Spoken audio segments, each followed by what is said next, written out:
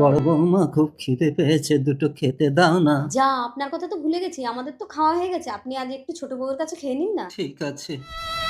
ভাত দাও চন্দনা। বাবাকে খেতে দিয়েছো? তোমার বাবা বললো আজ ছোট বৌমার কাছে খাবে। কত কষ্ট করে বাবা আমার দুই ভাইকে লেখাপড়া শিখিয়েছিল বলে আজ আমরা দুই ভাই চাকরি করে খাচ্ছি, বলো। আমি আর খেতে পারছি না, আমি খাবো না মা। মিত্তি, ছোট বৌমা খুব খিদে পেয়েছে, দুটো খেতে দেবে? আপনি এখানে খাবেন আগে থেকে তো বলতে হয়, আমি তো মাপের রান্না করেছি। ঠিক আছে, লাগবে না। মেঘা, তুমি এক কাজ করো, আমার ভাতটা নিয়ে গিয়ে তুমি বাবাকে দাও, আমি পরে খেয়ে নেবো। না না, তুমি খেয়ে নাও, আমার খাবারটা বাবাকে দিচ্ছি, আমি পরে খেয়ে নেব।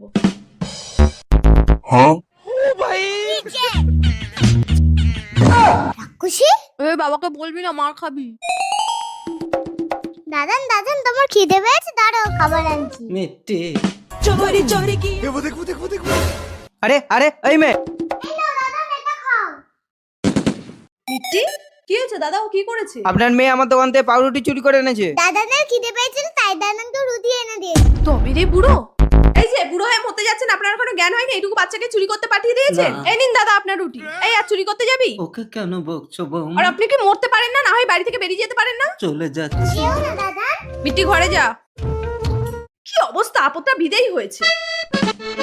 এই নো মেঘা, তুমি না খেয়ে বাবাকে খাইয়েছিলে বলে আমি তোমার জন্য বিরিয়ানি এনেছি। বাবা কোথায় মেঘা? বাবা একটু মঠের দিকে বেড়াতে গেছেন। তুমি বাবাকে একা ছাড়লে কেন? কত করে বললাম আমি সঙ্গে যাই, বললেন একাই যেতে পারবে। এই কি গো, কোথায় গেলে? তোমার ফোন বাজছে। আমি বাথরুমে আছি, তুমি ফোনটা তোলো চন্দনা। হ্যালো। বৌদি, তোমার শ্বশুর রাস্তায় স্টক করেছে, এক্ষুনি টাকা নিয়ে চলে এসো, হসপিটালে নিয়ে যেতে হবে। কে গো, কে ফোন করেছিল? না না, কেউ না, কোম্পানি। এই শোনো না, কাল না ব্যাংকে গিয়ে 50,000 টাকা তুলে বাবাকে দিতে হয়, বাবারও তো একটা হাত খরচ আছে, বলো। কাল পর্যন্ত তো আগে বুড়ো বাচ্চু। অমৃতদা বেরিয়ে এসো।